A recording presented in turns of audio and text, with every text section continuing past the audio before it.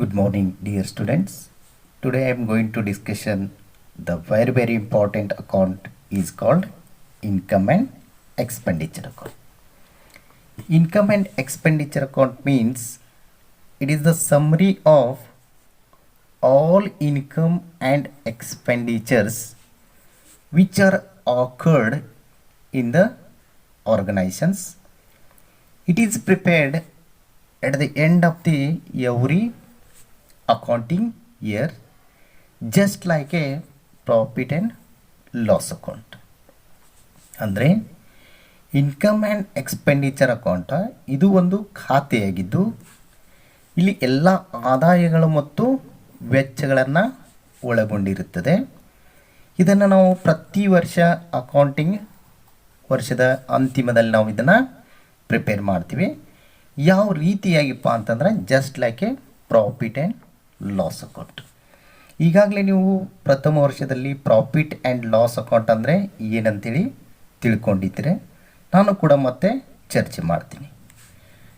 ಯಾವ ಬೇಸ್ ಮೇಲೆ ಇದನ್ನು profit and loss account prepare ಮಾಡ್ತಿದ್ವಿ ಅಂದರೆ ಅಕ್ರೂವಲ್ ಬೇಸಿಸ್ ಮೇಲೆ. ಸೊ ಹಾಗಾದರೆ ಅಕ್ರೂವಲ್ ಬೇಸಿಸ್ ಅಂದರೆ ಏನು? ಅಕ್ರೂವಲ್ ಬೇಸಿಸ್ ಅಂದರೆ which are the incomes are expenses arises in the particular accounting year but yet not received or paid immediately. So ಇಲ್ಲಿ accounting ಮಾಡ್ಕೋಬೇಕಾದ್ರೆ ಎರಡು ಬೇಸ್ಗಳನ್ನ ನಾವು ಅಡಾಪ್ಟ್ ಮಾಡ್ಕೊಂಡಿದ್ವಿ. ಒಂದು ಕ್ಯಾಶ್ ಬೇಸ್, ಇನ್ನೊಂದು ಅಕ್ರೂವಲ್ ಬೇಸ್ ಅಂತೇಳಿ. ಕ್ಯಾಶ್ ಬೇಸ್ದಲ್ಲಿ ಎಲ್ಲ ಇನ್ಕಮ್ಸ್ಗಳು ಕ್ಯಾಶ್ದಲ್ಲೇ ರಿಸೀಟ್ ಆಗಿರ್ತವೆ, ಎಲ್ಲ ಎಕ್ಸ್ಪೆನ್ಸಸ್ಗಳು ಕ್ಯಾಶ್ದಲ್ಲೇ ಪೇಮೆಂಟ್ ಆಗಿರ್ತವೆ. ಬಟ್ ಅಕ್ರೂವಲ್ ಬೇಸಿಸ್ದಲ್ಲಿ ಯಾವುದೇ ಥರನಾದಂಥ ಕ್ಯಾಶ್ ರಿಸೀಟ್ ಆಗಲಿ ಪೇಮೆಂಟ್ ಆಗಲಿ ಆಗಿರಂಗಿಲ್ಲ, ಬಟ್ ಆ ವರ್ಷವ ಅರೈಸ್ ಆಗಿರ್ತವೆ. ಈಗ ಎಕ್ಸಾಂಪಲ್ ನೋಡೋಣ. ಸೊ ನಮ್ಮ ಫೈನಾನ್ಷಿಯಲ್ ಇಯರ್ 1/4/2020ದಿಂದ 31/3/2020ವರೆಗೆ ನಮ್ಮ ಫೈನಾನ್ಷಿಯಲ್ ಇಯರ್ ಇದೆ. ಈ ವರ್ಷದಲ್ಲಿ ನಾವು ಪ್ರತಿ ತಿಂಗಳ ಇನ್ಕಮ್ಸ್ ಬರಬೇಕಾಗಿದೆ. ಎಕ್ಸಾಂಪಲ್ ಇಂಟ್ರೆಸ್ಟ್ ತಗೊಳ್ಳೋಣ. ಸೊ ಇಂಟ್ರೆಸ್ಟ ಲಾಸ್ಟ್ ಫೆಬ್ರವರಿದ ಮಾರ್ಚ್ದಲ್ಲಿ ನಾವು ಇಸ್ಕೋತೀವಿ. ಆದರೆ ಮಾರ್ಚ್ದ ಇನ್ಕಮ್ಸನ್ನು ನಾವು ನೆಕ್ಸ್ಟ್ ಇಯರ್ ಏಪ್ರಿಲ್ದಲ್ಲಿ ಇಸ್ಕೋತೀವಿ. ಆದರೆ ಈ ಇನ್ಕಮ್ಸ ಇದೇ ಫೈನಾನ್ಷಿಯಲ್ ಇಯರ್ದಂತೇಳಿ ಟ್ರೀಟ್ ಮಾಡಿ ಅದನ್ನು ಕೂಡ ನಾವಿಲ್ಲಿ ಅಕೌಂಟಿಂಗ್ ಮಾಡ್ಕೋಬೇಕು.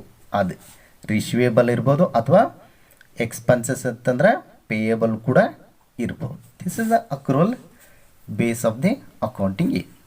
ಸೊ ಈಗಾಗಲೇ ಎಲ್ಲ organisations, not only the profit organisation, even not profit for organisations ಕೂಡ ಇವನ್ನ ಇದೇ ಸಿಸ್ಟಮ್ನ ಅಡಾಪ್ಟ್ ಮಾಡ್ಕೊಂಡಿರ್ತಾರೆ. ಸೊ ಹಾಗಾದರೆ ನಾವಿಲ್ಲಿ ಪ್ರಾಫಿಟ್ ಆ್ಯಂಡ್ ಲಾಸ್ ಅಕೌಂಟಿಗೂ ಮತ್ತು ಇನ್ಕಮ್ ಆ್ಯಂಡ್ ಎಕ್ಸ್ಪೆಂಡಿಚರ್ ಅಕೌಂಟಿಗೂ ಏನು ಡಿಫ್ರೆನ್ಸ್ ಇದೆಯಪ್ಪ ಅನ್ನೋದ್ರ ಬಗ್ಗೆ ಸ್ವಲ್ಪ ಚರ್ಚೆ ಮಾಡೋಣ. ಸೊ ಈಗಾಗಲೇ ನಾವು PUC ಪ್ರಥಮ ವರ್ಷದಲ್ಲಿ ಪ್ರಾಫಿಟ್ ಆ್ಯಂಡ್ ಲಾಸ್ ಅಕೌಂಟನ್ನು ಪ್ರಿಪೇರ್ ಮಾಡ್ತಿದ್ವಿ. ಯಾವ ಬೇಸ್ ಮೇಲೆಪ್ಪ ಅಂತಂದ್ರೆ ಟ್ರಯಲ್ ಬ್ಯಾಲೆನ್ಸ್ ಬೇಸ್ ಮೇಲೆ. ಸೊ ಇಲ್ಲಿ profit and loss account prepare by the those organisations which are making the profits. So ಈ ಪ್ರಾಫಿಟ್ ಆ್ಯಂಡ್ ಲಾಸ್ ಅಕೌಂಟದಲ್ಲಿ ನಾವು ಎಲ್ಲ ಎಕ್ಸ್ಪೆನ್ಸಸ್ಸು ಮತ್ತು ಲಾಸಸ್ಗಳನ್ನ ಡೆಬಿಟ್ ಮಾಡ್ತಿದ್ವಿ, ಎಲ್ಲ ಇನ್ಕಮ್ಸ್ ಮತ್ತು ಗೇನ್ಸ್ಗಳನ್ನ ಕ್ರೆಡಿಟ್ ಮಾಡ್ತಿದ್ವಿ. ಸೊ ಇಲ್ಲಿ ಎಕ್ಸ್ಪೆನ್ಸಸ್ಗಳು ಕಡಿಮೆ ಆಗಿ ಇನ್ಕಮ್ಸ್ಗಳು ಹೆಚ್ಚಿದ್ದು ಅಂದ್ರೆ ಅದನ್ನು ನಾವು ಪ್ರಾಫಿಟ್ ಅಂತೇಳಿ ಟ್ರೀಟ್ ಮಾಡ್ತಿದ್ವಿ. ಒಂದು ವೇಳೆ ಇನ್ಕಮ್ಸ್ ಕಡಿಮೆ ಇದ್ದು ಎಕ್ಸ್ಪೆನ್ಸಸ್ಗಳು ಜಾಸ್ತಿ ಇದ್ದು ಅಂದ್ರೆ ಅದನ್ನು ನಾವು ಲಾಸ್ ಅಂತೇಳಿ ಟ್ರೀಟ್ ಮಾಡ್ತಿದ್ವಿ. ಈ ಪ್ರಾಫಿಟನ್ನ ನಾವು ಏಕ ವ್ಯಕ್ತಿ ಇದ್ದಂದ್ರೆ, ಸೋಲ್ ಪ್ರೊಪ್ರೈಟರ್ ಇದ್ದಂದ್ರೆ ಅವನ ಕ್ಯಾಪಿಟಲ್ ಫಂಡಿಗೆ ಆ್ಯಡ್ ಮಾಡ್ತಿದ್ವಿ. ಇನ್ ಕೇಸ್ ಆಫ್ ಪಾರ್ಟ್ನರ್ಶಿಪ್ ಇತ್ತಂದ್ರೆ ಪಾರ್ಟ್ನರ್ಸ್ಗಳು ತಮ್ಮ ಶೇರಿಂಗ್ ರೇಷಿಯೋದಲ್ಲಿ ಡಿಸ್ಟ್ರಿಬ್ಯೂಷನ್ ಮಾಡ್ಕೋತೀವಿ. ಕಂಪ್ನಿ ಇತ್ತಂದ್ರೆ, ಇನ್ ಕೇಸ್ ಆಫ್ ಕಂಪ್ನಿ ಇತ್ತಂದ್ರೆ ಈ ಪ್ರಾಫಿಟನ್ನು ನಾವು ರಿಸರ್ವ್ಸ್ ಆ್ಯಂಡ್ ಸರ್ಪ್ಲಸ್ಗೆ ಆ್ಯಡ್ ಮಾಡ್ತೀವಿ. This is a basic idea of the profit and loss account. ಇನ್ನು ನಾವು ನಾನ್ ಪ್ರಾಫಿಟ್ ಆರ್ಗನೈಸೇಷನ್ದಲ್ಲಿ ಇನ್ಕಮ್ ಆ್ಯಂಡ್ ಎಕ್ಸ್ಪೆಂಡಿಚರ್ ಅಕೌಂಟನ್ನು ಓಪನ್ ಮಾಡ್ತಿದ್ದೀವಿ. ಸಿಮಿಲರ್ಲಿ ಇಲ್ಲೂ ಕೂಡ all expenses and losses should be debited and incomes and gains should be credited. So ಇಲ್ಲೂ ಕೂಡ ನಾವು ಸಿಮಿಲರ್ಲೇ ಪ್ರಿಪೇರ್ ಮಾಡ್ತಾಯಿದ್ದೀವಿ. ಇಲ್ಲಿ ಇನ್ಕಮ್ಸ್ ಗೇನ್ಸ್ ಹೆಚ್ಚಾಗಿ ಎಕ್ಸ್ಪೆನ್ಸಸ್ ಲಾಸಸ್ ಕಡಿಮೆ ಆದವು ಅಂದ್ರೆ ಇಲ್ಲಿ ಸರ್ಪ್ಲಸ್ ಅಂತೇಳಿ ಬರ್ತೈತಿ. ಸಿಮಿಲರ್ಲಿ ಎಕ್ಸ್ಪೆನ್ಸಸ್ ಆ್ಯಂಡ್ ಲಾಸಸ್ ಹೆಚ್ಚಾಗಿ ಇನ್ಕಮ್ಸ್ ಆ್ಯಂಡ್ ಗೇನ್ಸ್ ಕಡಿಮೆ ಆದ್ರೆ ಡೆಫಿಸಿಟ್ ಅಂತೇಳಿ ಬರ್ತೈತಿ. ಸೊ ಇಲ್ಲಿ ಬರುವಂಥ ಸರ್ಪ್ಲಸನ್ನು ನಾವು ಏನು ಮಾಡಬೇಕಪ್ಪ ಅಂತಂದ್ರೆ ಬ್ಯಾಲೆನ್ಸ್ ಶೀಟ್ದಲ್ಲಿ ಜನರಲ್ ಕ್ಯಾಪಿಟಲ್ ಅಥವಾ ಕ್ಯಾಪಿಟಲ್ ಫಂಡಿಗೆ ಆ್ಯಡ್ ಮಾಡಬೇಕು. ಈ ಸರ್ಪ್ಲಸ್ನ ಯಾವುದೇ ಮೆಂಬರ್ಸ್ಗಳು ಡಿಸ್ಟ್ರಿಬ್ಯೂಷನ್ ಮಾಡ್ಕೊಳ್ಳಲ್ಲ. ಯಾಕಪ್ಪ ಅಂತಂದ್ರೆ this is A not for profit organisations ಐತಿ. ಓಕೆ, ಈ ಇನ್ಕಮ್ ಆ್ಯಂಡ್ ಎಕ್ಸ್ಪೆಂಡಿಚರ್ನ ನಾವು ಮಾಡಬೇಕಾದ್ರೆ ನಮಗೆ ಬೇಸ್ ಏನು ಬೇಕು? ಆರ್ ಪಿ ಅಕೌಂಟ್ ಬೇಕು. ಯಾಕಂದರೆ ಇಲ್ಲಿ ಕ್ಯಾಶ್ ಈಗಾಗಲೇ ನಾನು ಹೇಳಿದ್ದೀನಿ, ಕ್ಯಾಶ್ ರಿಸೀಟ್ಸು ಕ್ಯಾಶ್ ಪೇಮೆಂಟ್ಸ್ ಇರ್ತಾವೆ. ಇನ್ನು ಅಕ್ರೋಲ್ ರಿಸೀಟ್ಸು ಅಕ್ರೋಲ್ ಪೇಮೆಂಟ್ಸು ಇಲ್ಲೂ ಕೂಡ ಅಡ್ಜಸ್ಟ್ಮೆಂಟ್ದಲ್ಲಿ ಕೊಡ್ತಿದ್ದ ಔಟ್ಸ್ಟ್ಯಾಂಡಿಂಗ್ ಅಂತೇಳಿ ಇಲ್ಲೂ ಕೂಡ ಅಡ್ಜಸ್ಟ್ಮೆಂಟ್ದಲ್ಲೇ ಕೊಡ್ತಾರೆ. This is the basic difference between the profit and loss account and income and expenditure account. ಅದನ್ನೇ ಹೇಳ್ತಾ ಹೋಗಿದ್ದಾನೆ. ಇದನ್ನು ಕೂಡ ಅಕ್ರೋಲ್ ಬೇಸ್ ಮೇಲೆ ಮಾಡಬೇಕು. ಆನಂತರ ಇಲ್ಲಿ ಎಕ್ಸ್ಪೆನ್ಸಸ್ ಲಾಸಸ್ನ ಎಕ್ಸ್ಪೆಂಡಿಚರ್ ಸೈಡ್ ತೋರಿಸ್ಬೇಕು. ಆನಂತರ ಇನ್ಕಮ್ಸ್ ಆ್ಯಂಡ್ ಗೇನ್ಸನ್ನು ಕ್ರೆಡಿಟ್ ಸೈಡನ್ನು ತೋರಿಸ್ಬೇಕಂತೇಳಿ ಹೇಳಿದ್ದಾರೆ. ಸೊ ಅದೇ ರೀತಿಯಾಗಿ ಈ ಇನ್ಕಮ್ ಆ್ಯಂಡ್ ಎಕ್ಸ್ಪೆಂಡಿಚರ್ ಅಕೌಂಟನ್ನು ಪ್ರಿಪೇರ್ ಮಾಡ್ಬೇಕಾರೆ ಕೆಲವೊಂದಿಷ್ಟು ಸ್ಟೆಪ್ಸ್ಗಳು ಕೊಟ್ಟಾನು. ಏನು ಸ್ಟೆಪ್ಸ್ಪ? ಫಸ್ಟ್ ಆರ್ ಪಿ ಅಕೌಂಟನ್ನು ಸರಿಯಾಗಿ ತಿಳಿದುಕೊಳ್ಬೇಕು. ಎರಡನೇದು ಯಾವುದೇ ಥರನಾದಂಥ ಓಪನಿಂಗ್ ಮತ್ತು ಕ್ಲೋಸಿಂಗ್ ಬ್ಯಾಲೆನ್ಸನ್ನು ತೊಗೊಳಂಗೆ. ಎದ್ರಪ್ಪ ಅಂದರೆ ಕ್ಯಾಶ್ ಮತ್ತು ಬ್ಯಾಂಕದ್ದು. ಯಾಕಂದ್ರೆ ಆರ್ ಪಿ ಅಕೌಂಟ್ದಲ್ಲಿ ಏನಿರ್ತೈತಿ? ಓಪನಿಂಗ್ ಮತ್ತು ಕ್ಲೋಸಿಂಗ್ ಬ್ಯಾಲೆನ್ಸ್ ಇರ್ತೈತಿ. ಈ ಓಪನಿಂಗ್ ಬ್ಯಾಲೆನ್ಸ ಮತ್ತು closing balance income and expenditure account ಒಳಗೆ ಕನ್ಸಿಡರ್ ಮಾಡಬಾರ್ದು. ಇನ್ನು ಎರಡನೇದು ಏನು ಹೇಳ್ತಾನೆ ರೀ ಎಕ್ಸ್ಕ್ಲೂಡ್ ಓಪನಿಂಗ್ ಮೂರನೇದು ಏನು ಹೇಳ್ತಾನೆ ರೀ exclude capital receipts and capital payments. ಈಗಾಗಲೇ ನಾನು ಹೇಳಿದ್ದೀನಿ, ರಿಸೀಟ್ಸ್ ಆ್ಯಂಡ್ ಪೇಮೆಂಟ್ ಅಕೌಂಟ್ದಲ್ಲಿ ಕ್ಯಾಪಿಟಲ್ ರಿಸೀಟ್ಸು ಮತ್ತು ಕ್ಯಾಪಿಟಲ್ ಪೇಮೆಂಟ್ಸ್ ಇರ್ತವೆ. ಇವನ್ನ ಎರಡೂ ನಾವೇನು ಮಾಡಬಾರ್ದು, ಇಲ್ಲಿ ತಗೋಬಾರ್ದು, ಇವನ್ನ ಎಕ್ಸ್ಕ್ಲೂಡ್ ಮಾಡಬೇಕು. ಇವು ಎರಡು ಎಲ್ಲಿ ಹೋಗ್ತಪ್ಪ ಅಂತಂದ್ರೆ ಬ್ಯಾಲೆನ್ಸ್ ಶೀಟ್ಗೆ ಹೋಗ್ತಾವೆ. ಆದರೆ ಏನು ಕನ್ಸಿಡರ್ ಮಾಡಬೇಕಪ್ಪ ಅಂದರೆ ರೆವಿನ್ಯೂ ರಿಸೀಟ್ಸ್ ಮತ್ತು ರೆವಿನ್ಯೂ ಪೇಮೆಂಟ್ಸ್ಗಳನ್ನ ಮಾತ್ರ ಇಲ್ಲಿ ಕನ್ಸಿಡರ್ ಮಾಡಬೇಕು. ಅದೇ ಥರನಾಗಿ ನೆಕ್ಸ್ಟ್ ಏನು ಹೇಳ್ತಾನಪ್ಪ ಅಂತಂದ್ರೆ ರೆವಿನ್ಯೂ ಎಕ್ಸ್ಪೆಂಡಿಚರ್ ಸೈಡ್ ತೋರಿಸ್ಬೇಕು ಇನ್ಕಮ್ ಆ್ಯಂಡ್ ಎಕ್ಸ್ಪೆಂಡಿಚರ್ ಅಕೌಂಟ್ಗೆ with due adjustment as per the additional information. ಅಂದರೆ ಇಲ್ಲಿ ಇನ್ಕಮ್ ಆ್ಯಂಡ್ ಎಕ್ಸ್ಪೆಂಡಿಚರ್ ಅಕೌಂಟ್ ಮಾಡಬೇಕಾದ್ರೆ ನಾವು ರೆವಿನ್ಯೂ ರಿಸೀಟ್ಸ್ಗಳನ್ನ ಕ್ರೆಡಿಟ್ ಸೈಡ್ ತೊಗೋಬೇಕು ಇನ್ಕಮ್ ಆ್ಯಂಡ್ ಎಕ್ಸ್ಪೆಂಡಿಚರ್ ಅಕೌಂಟ್ಗೆ.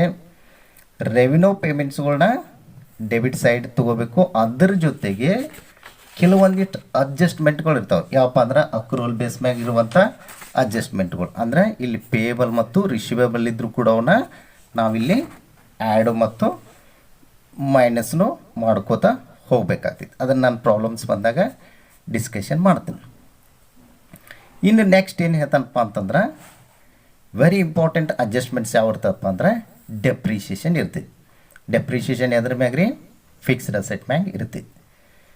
So next provision for doubtful PBD ಅಂತೇಳಿ ಕರಿತು. ಇದು ಕೂಡ ಪ್ರಾಫಿಟ್ ಆರ್ಗನೈಸೇಷನ್ದಲ್ಲಿ ಜಾಸ್ತಿ ಇರ್ತೈತಿ. ನಾಟ್ ಪ್ರಾಫಿಟ್ ಆರ್ಗನೈಸೇಷನ್ದಲ್ಲಿ ರೇರ್ ಕೇಸಸ್, ವೆರಿ ರೇರ್ಸ್. ಯಾಕಂತಂದ್ರೆ ಇದು ಯಾವುದೇ ಥರನಾದಂಥ ಏನ್ರಿ ಗೂಡ್ಸ್ಗಳನ್ನ ಬೈಯಿಂಗ್ ಆ್ಯಂಡ್ ಸೆಲ್ಲಿಂಗ್ ಮಾಡ್ಕೊಳ್ಳಂಗಿಲ್ಲ.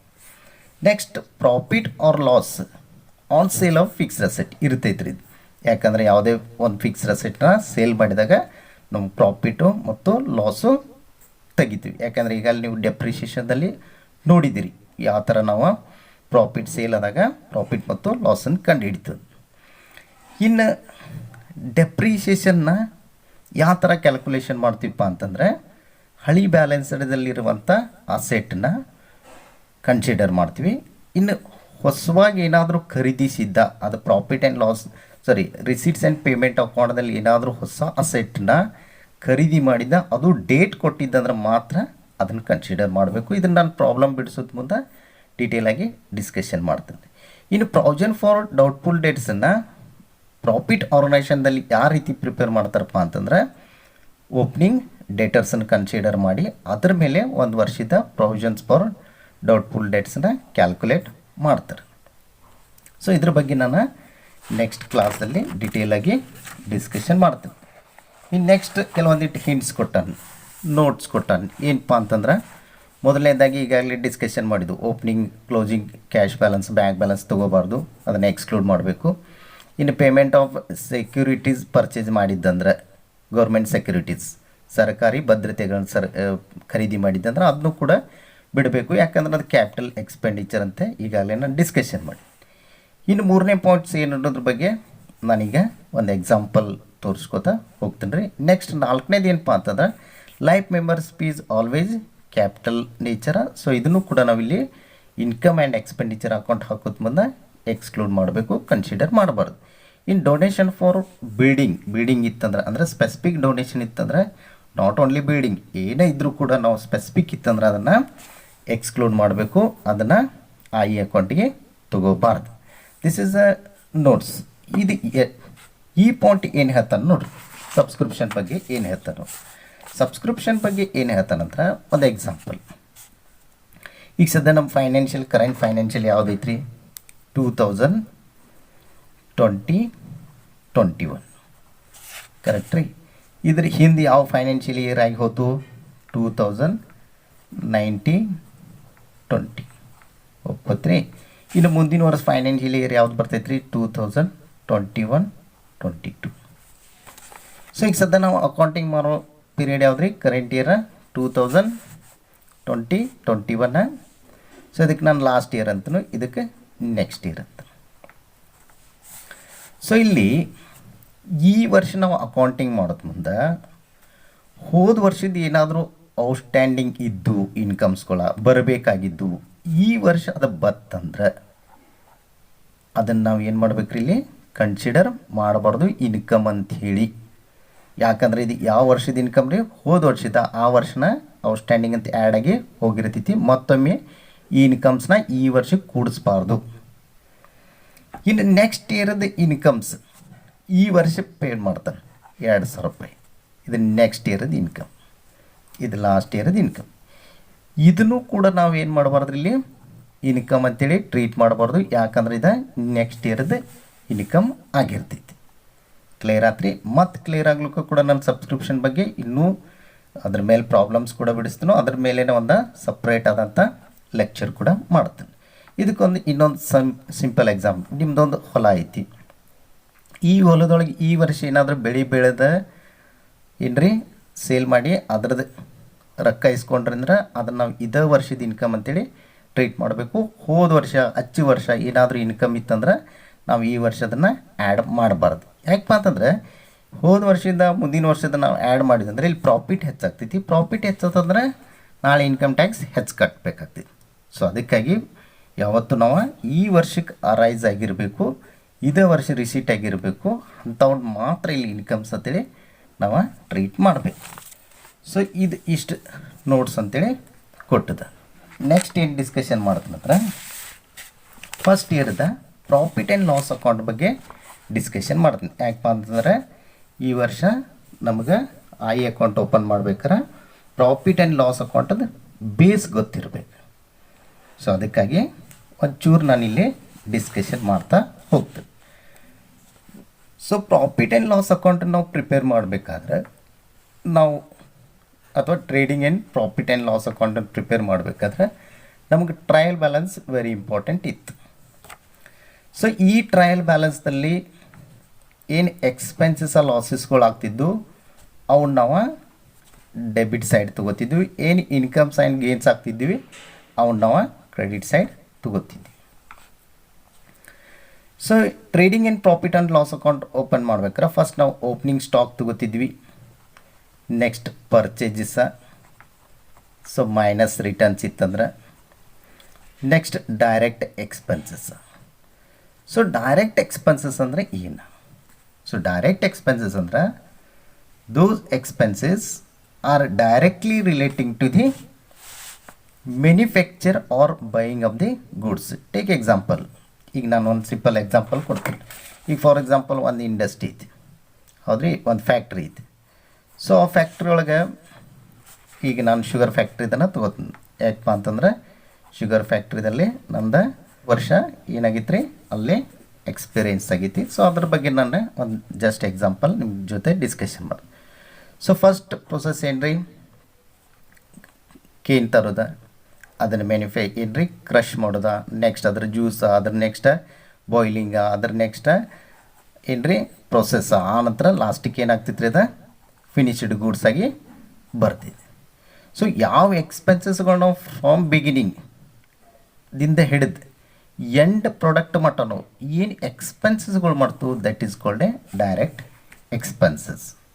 ಇನ್ನು ಇವನು ಬಿಟ್ಟು ಏನಾದರೂ ನಾವು ಬೇರೆ outside other than the manufacture or buying ಬಿಟ್ ಕಿಸಿಂದ ನಾವು ಏನಾದರೂ ಎಕ್ಸ್ಪೆನ್ಸಸ್ಗಳು ಮಾಡ್ರೆ ಅದಕ್ಕೆ ನಾವು ಇನ್ಡೈರೆಕ್ಟ್ ಎಕ್ಸ್ಪೆನ್ಸಸ್ ಅಂತೇಳಿ ಕರಿತೀವಿ. ಡೈರೆಕ್ಟ್ ಎಕ್ಸ್ಪೆನ್ಸಸ್ಗೆ ಎಕ್ಸಾಂಪಲ್ ರೀ ವೇಜಸ್ ಆಗಿರ್ಬೋದು, ಆಕ್ಟ್ರಾಯ್ ಆಗಿರ್ಬೋದು, ಪ್ಯಾಕಿಂಗ್ ಚಾರ್ಜಸ್ ಆಗಿರ್ಬೋದು, ಮ್ಯಾನುಫ್ಯಾಕ್ಚರಿಂಗ್ ಎಕ್ಸ್ಪೆನ್ಸಸ್ ಆಗಿರ್ಬೋದು. ಆನಂತರ ಎಲ್ಲ ಏನಪ್ಪ ಅಂತಂದ್ರೆ ಏನ್ರಿವ ಡೈರೆಕ್ಟ್ ಎಕ್ಸ್ಪೆನ್ಸಸ್ಗಳು. So direct G S T ಮೊದಲು ಏನಿತ್ತು ರೀ ಎಕ್ಸೈಸ್, ಅಂದರೆ directly relating to the paying ಇರಬೇಕು. ಅಂಥ ಟ್ಯಾಕ್ಸಸ್ಗಳು ನಾವು ಇಲ್ಲಿ ಕನ್ಸಿಡರ್ ಮಾಡಬೇಕು. ಸೊ ಇನ್ನು ಕ್ರೆಡಿಟ್ ಸೈಡ್ ನಾವು ಏನು ತೊಗೋತಿದ್ದೀವಿ ರೀ, ಸೇಲ್ಸ್ ತೊಗೋತಿದ್ವಿ, ಆನಂತರ ಕ್ಲೋಸಿಂಗ್ ಸ್ಟಾಕ್ ತೊಗೋತಿದ್ವಿ. ಸೊ ಇಲ್ಲಿ ಏನಾಗ್ತಿತ್ತಪ್ಪ ಅಂದರೆ ಗ್ರಾಸ್ ಪ್ರಾಫಿಟ ಮತ್ತು ಗ್ರಾಸ್ ಲಾಸ ಬರ್ತಿತ್ತು. ಈ ಗ್ರಾಸ್ ಪ್ರಾಫಿಟ್ ಬಂದಿತ್ತಂದ್ರೆ ನಾವು ಕ್ರೆಡಿಟ್ ಸೈಡ್ ಇದನ್ನು ಗ್ರಾಸ್ ಪ್ರಾಫಿಟನ್ನ ಬ್ರಾಡ್ ಡೌನ್ ಮಾಡ್ಕೊಂಡ, ಮತ್ತು ಈ ವರ್ಷ ಏನಾದರೂ ಇನ್ಕಮ್ಸ್ಗಳಿದ್ದು ಅಂದರೆ ಕಮಿಷನ್ ಆಗಿರ್ಬೋದು, ಇಂಟ್ರೆಸ್ಟ್ ರಿಶ್ಯೂಡ್ ಆಗಿರ್ಬೋದು, ಇವನು ಕೂಡ ನಾವು ಇಲ್ಲಿ ಕನ್ಸಿಡರ್ ಮಾಡಿ ನೆಕ್ಸ್ಟ್ ಇನ್ಡೈರೆಕ್ಟ್ ಎಕ್ಸ್ಪೆನ್ಸಸ್ಗಳು ಏನು ರೀ, ಅಡ್ಮಿನಿಸ್ಟ್ರೇಟಿವ್ ಎಕ್ಸ್ಪೆನ್ಸಸ್ಸ, ಸೆಲ್ಲಿಂಗ್ ಎಕ್ಸ್ಪೆನ್ಸಸ್ಸ, ಇವನು ಕೂಡ ನಾವಿಲ್ಲಿ ಕನ್ಸಿಡರ್ ಮಾಡಿ ನೆಟ್ ಪ್ರಾಫಿಟ್ ಮತ್ತು ನೆಟ್ ಲಾಸನ್ನು ತೆಗಿತಿದ್ವಿ. ಕರೆಕ್ಟ್ ರೀ? ಸೊ ಇದನ್ನು ಯಾಕೆ ನಾನು ಡಿಸ್ಕಷನ್ ಮಾಡ್ತಾ ಇದ್ದೀನಿ ಇವತ್ತಂದ್ರೆ, ಈ trading and profit and loss ಅಕೌಂಟ್ದಲ್ಲಿ ಈ net two side to competitive, ಯಾವುದೇ ನೀವು ಕಾಮರ್ಸದ್ದು ಕಾಂಪಿಟೇಟಿವ್ ಏನು ರೀ ಎಕ್ಸಾಮ್ಸ್ಗೆ ಹೋದಾಗ ಇಲ್ಲಿ ಯಾವ ಥರ ಕೇಳ್ತಾನೆ ಕ್ವಶನ್ಸ್ಗಳು ಅಂದರೆ, ಇಲ್ಲಿ ಬೆಸ್ಟ್ ಎಕ್ಸಾಂಪಲ್. ಈಗ ನಾನು ಡೈರೆಕ್ಟ್ ಎಕ್ಸ್ಪೆನ್ಸಸ್ಗೆ ಒಂದು ಉದಾಹರಣೆ ಕೊಟ್ಟಿನಿ. ಸೊ ವೇಜಿಸ, ಅಕ್ಟ್ರಾಯ, ಇದ್ರ ಜೊತೆ ಕ್ಯಾರೇಜ್ ಇನ್ವರ್ಡ್ ಅಥವಾ ಪ್ರೇಟ್ ಇನ್ವರ್ಡ್ ಅಂತೇಳಿ ಬರ್ತಿತ್ತು. ಕ್ಯಾರೇಜ್ ಇನ್ವರ್ಡ್ ಆಗಿರ್ಬೋದು ರೀ, ಅಥವಾ ಪ್ರೇಟ್ ಇನ್ವರ್ಡ್ ಅಂತೇಳಿ ಬರ್ತಿತ್ತು. ಹೌದ್ರಿ, ಪ್ರೇಟ್ ಇನ್ವರ್ಡ್. ಸೊ ಕ್ಯಾರೇಜ್ ಔಟ್ವರ್ಡ ಮತ್ತು ಪ್ರೇಟ್ ಔಟ್ವರ್ಡ್ ಅಂಥೇಳಿ ಬರ್ತಿತ್ತು. ಭಾಳಷ್ಟು ಸ್ಟೂಡೆಂಟ್ಸ್ ಏನು ಮಾಡ್ತಾರಪ್ಪ ಅಂತಂದ್ರೆ, ಕ್ಯಾರೇಜ್ ಇನ್ವರ್ಡ ಅಥವಾ ಪ್ರೇಟ್ ಇನ್ವರ್ಡ ಅಥವಾ ಕ್ಯಾರೇಜ್ ಔಟ್ವರ್ಡ ಪ್ರೇಟ್ ಇನ್ವರ್ಡ್ ಇವನು ಡೈರೆಕ್ಟ್ ಎಕ್ಸ್ಪೆನ್ಸಸ್ ಅರ ಅಂತೇಳಿ ಕನ್ಸಿಡರ್ ಮಾಡ್ತಾರೆ, ಇಲ್ಲಾಂದರೆ ಡೈರೆಕ್ಟ್ ಪಿ ಆ್ಯಂಡ್ ಎಲ್ಗೆ ಹಾಕ್ತಾರೆ. ಹಂಗೆ ಮಾಡ್ಬಾರ್ದು. ಸೊ ಕ್ಯಾರೇಜ್ ಇನ್ವರ್ಡ ಪ್ರೇಟ್ ಇನ್ವರ್ಡ್ ಅಂದರೆ, ಇನ್ವರ್ಡ್ ಅಂದರೆ ಇಲ್ಲಿ ಪರ್ಚೇಸ್. ಸೊ ಯಾವಾಗ ನಾವು ಪರ್ಚೇಸ್ ಸಂಬಂಧ ಸಾಗಾಣಿಕೆ ವೆಚ್ಚ ಆಗಿರ್ಬೋದು ಅಥವಾ ಅದ್ರ ಬಾಡಿಗೆ ಆಗಿರ್ಬೋದು, ಅವ್ನು ಏನಾದರೂ ನಾವು ಭರಿಸಿದ್ವು ಅಂದ್ರೆ ಅವು ನಮಗೆಲ್ಲ ಡೈರೆಕ್ಟ್ ಎಕ್ಸ್ಪೆನ್ಸಸ್ ಅಂತೇಳಿ ಟ್ರೇಡಿಂಗ್ ಅಕೌಂಟಿಗೆ ಬುಕ್ ಮಾಡಬೇಕು. ಇನ್ನು ಕ್ಯಾರೇಜ್ ಔಟ್ವರ್ಡ ಪ್ರೇಟ್ ಔಟ್ವರ್ಡ ಏನಪ್ಪ ಅಂತಂದ್ರೆ, ಇವ ಸೇಲ್ಗೆ ಸಂಬಂಧಿಸಿದ್ದು. ಇವನ್ನ ನಾವು ಎಲ್ಲಿ ಬುಕ್ ಮಾಡಬೇಕಪ್ಪ ಅಂದರೆ ಪಿ ಆ್ಯಂಡ್ ಎಲ್ಗೆ ಬುಕ್ ಮಾಡಬೇಕು. ಸೊ ನಾಳೆ ಕಾಂಪಿಟೇಟಿವ್ ಒಳಗೆ ಹೆಂಗೆ ಕೇಳ್ತಾನಪ್ಪ ಅಂದರೆ, ಪ್ರೇಟ್ ಇನ್ವರ್ಡ್ ಲಾಸ್ಟ್ ಟೈಮ್ ಒಂದು ಸಲ ಕೇಳೇನ್ರಿ ನೆಟ್ ಒಳಗೆ, ಏನ freight inward is debited to option 1 trading account, option 2 profit and loss account, option 2 directly asset side of balance sheet. ಆನಂತರ ನನ್ನ ಅಬ್ದೇವ ಈ ಥರ ಕೇಳಿರ್ತಾನೆ. ಸೊ ಅದಕ್ಕಾಗಿ ನಾವು ಕ್ಯಾರೇಜ್ ಇನ್ವರ್ಡ್ ಆಗಲಿ ಫ್ರೇಟ್ ಇನ್ವರ್ಡ್ ಆಗಲಿ ಏನಂತೇಳಿ ಟ್ರೀಟ್ ಮಾಡ್ಬೇಕ್ರಿ, ಇದನ್ನು ನಾವು ಡೈರೆಕ್ಟ್ ಎಕ್ಸ್ಪೆನ್ಸಸ್ ಅಂತೇಳಿ ಟ್ರೀಟ್ ಮಾಡಬೇಕು. ಇನ್ನು ಕೆಲವೊಂದಿಷ್ಟು ಕ್ವಶನ್ಸ್ಗಳು ಕೇಳ್ತಿರ್ತಾನೆ, ಏನಪ್ಪ ಪಿ ಆ್ಯಂಡ್ ಎಲ್ ಮ್ಯಾಗ. ಸೊ ಲಾಸ್ಟ್ ಟೈಮ್ ಒಂದು ಸಲ ಕೇಳನ್, ಓವರ್ ವ್ಯಾಲ್ಯೂಷನ್ ಆಫ್ ಸ್ಟಾಕ್ ಆಯ್ತು, ಓಪನಿಂಗ್ ಸ್ಟಾಕ್ ಆಯ್ತು. ಓವರ್ ವ್ಯಾಲ್ಯೂಷನ್ ಅಂದರೆ ಹೆಚ್ಚಿಗೆ ನೀವು ಸ್ಟಾಕ್ ಕನ್ಸಿಡರ್ ಮಾಡಿರಿ, 10 ರೂಪಾಯಿದ್ದು 15 ರೂಪಾಯಿ ಮಾಡಿರಿ. ಸೊ ಅವಾಗ ನಿಮಗೆ ಗ್ರಾಸ್ ಪ್ರಾಫಿಟ್ ಇನ್ಕ್ರೀಸ್ ಆಗ್ತಿತ್ತು ಡಿಕ್ರೀಸ್ ಆಗ್ತಿತ್ತು ಅಂತ ಕೇಳಿರ್ತಾನೆ. ಅರ್ಥ ಆಗಲಿಲ್ಲ ರೀ. ಸೊ ಏನಪ್ಪ ಅಂದ್ರೆ ಟ್ರೇಡಿಂಗ್ ಆ್ಯಂಡ್ ಪಿ ಆ್ಯಂಡ್ ಎಲ್ದಾಗ ನಾವು ಓಪ್ನಿಂಗ್ ಸ್ಟಾಕ, ಪರ್ಚೇಸಸ, ಡೈರೆಕ್ಟ್ ಎಕ್ಸ್ಪೆನ್ಸ ಹೆಂಗೆ ಹೆಚ್ಚು ಮಾಡ್ತು ಹಂಗೆ ನಮ್ದು ಗ್ರಾಸ್ ಪ್ರಾಫಿಟ್ ಕಡಿಮೆ ಆಗ್ತೈತಿ, ಅಂದರೆ ಗ್ರಾಸ್ ಲಾಸ್ ಬರಾಕತ್ತೈತಿ. ಅದ ನಾವು ಸೇಲ್ಸ ಕ್ಲೋಸಿಂಗ್ ಸ್ಟಾಕ ಹೆಚ್ಚು ಮಾಡ್ತಿದ್ದಪ್ಪ ಅಂತಂದ್ರೆ ಗ್ರಾಸ್ ಪ್ರಾಫಿಟ್ ಹೆಚ್ಚು ಬರ್ತೈತಿ. ಈಗ ನಾರ್ಮಲ್ ಟ್ರೆಂಡ್ 10 ರೂಪಾಯಿಗೆ ತಂದಿದ್ದು ಗುಡ್ಸ್ 15 ರೂಪಾಯಿಗೆ ಮಾರಿ ಅಂದ್ರೆ ನಾರ್ಮಲಿ 5 ರೂಪಾಯಿ ಪ್ರಾಫಿಟ್ ಬರ್ತೈತಿ. ಸೊ ಅದಕ್ಕಾಗಿ ಹೆಂಗೆ ಟ್ವಿಸ್ಟ್ ಮಾಡ್ತಿರ್ತಾನಂದ್ರೆ ಓಪ್ನಿಂಗ್ ಸ್ಟಾಕ್ ಓವರ್ ವ್ಯಾಲ್ಯೂಷನ್ ಆತಂದ್ರೆ ಆಟೋಮೆಟಿಕ್ಲಿ ನಮ್ಗೆ ಗ್ರಾಸ್ ಲಾಸ್ ಬರ್ತೈತಿ. It means indirectly gross profit reduce ಆಗ್ತೈತಿ, ಡಿಕ್ರೀಸ್ ಆಗ್ತೈತಿ. ಅದ ನಾವು ಕ್ಲೋಸಿಂಗ್ ಸ್ಟಾಕನ್ನು ಓವರ್ ವ್ಯಾಲ್ಯೂಷನ್ ಮಾಡಿದ್ದು ಅಂದ್ರೆ ಹೆಚ್ಚಿಗೆ ಮಾಡಿದ್ದು ಅಂದ್ರೆ ಆಟೋಮೆಟಿಕ್ಲಿ ಗ್ರಾಸ್ ಪ್ರಾಫಿಟ್ ಇನ್ಕ್ರೀಸ್ ಆಗ್ತೈತಿ, ಅಂದರೆ ಗ್ರಾಸ್ ಲಾಸ ಡಿಕ್ರೀಸ್ ಆಗ್ತೈತಿ. ಈ ಥರ ಸ್ವಲ್ಪ ಟ್ವಿಸ್ಟ್ ಮಾಡಿ ಕೇಳಿರ್ತಾನೋ. ಅದ್ರ ಬಗ್ಗೆ ಇನ್ನೂ ನಾನು ಸಾಕಷ್ಟು ಚಾಪ್ಟರ್ಸ್ಗಳದಾವೆ. ಇನ್ನು ಫೈನಲ್ ಅಕೌಂಟ್ ಐತಿ, ಅದರಲ್ಲಿ ಇನ್ನೂ ನಾನು ಜಾಸ್ತಿಯಾಗಿ ಡಿಸ್ಕಷನ್ ಮಾಡ್ತಾ ಹೋಗ್ತೀನಿ. ಸೊ ಇದ್ರ ಬಗ್ಗೆ ಜನರಲ್ ಐಡಿಯಾ ಗೊತ್ತಿರಲಿ. ಇನ್ನು ನಾನು ನೆಕ್ಸ್ಟ್ ಕ್ಲಾಸ್ದಲ್ಲಿ ಏನು ಮಾಡ್ತೀನಪ್ಪ ಅಂತಂದ್ರೆ ಇನ್ಕಮ್ ಆ್ಯಂಡ್ ಎಕ್ಸ್ಪೆಂಡಿಚರ್ ಅಕೌಂಟ್ದ ಫಾರ್ಮೆಟ, ಸೊ ಯಾವ ಥರ ಅಡ್ಜಸ್ಟ್ ಮಾಡಬೇಕು ಇದನ್ನು ಕೂಡ ನಾನು ನೆಕ್ಸ್ಟ್ ಕ್ಲಾಸ್ದಲ್ಲಿ ನಿಮ್ಗೆ ಇದನ್ನು ಏನು ಮಾಡ್ತೀನಿ ರೀ ಬರೆಸಿ ನೆಕ್ಸ್ಟ್ ನಾನು ಬೋರ್ಡ್ ಮೇಲೆ ನೆಕ್ಸ್ಟ್ ಕ್ಲಾಸ್ಗಳು ಏನಪ್ಪ ಅಂತಂದ್ರೆ ಬೋರ್ಡ್ ಮೇಲೆ ಪ್ರೆಸೆಂಟೇಷನ್ ಕೊಡ್ತಾ ಹೋಗ್ತೀನಿ. ಸೊ ಇವತ್ತಿಗೆ ನನ್ನ ಈ ಕ್ಲಾಸನ್ನು ಏನು ಮಾಡ್ತೀನಿ ರೀ ಕೊನೆಗೊಳಿಸ್ತಾ ಇದ್ದೀನಿ. Okay, take care. Thank you very much.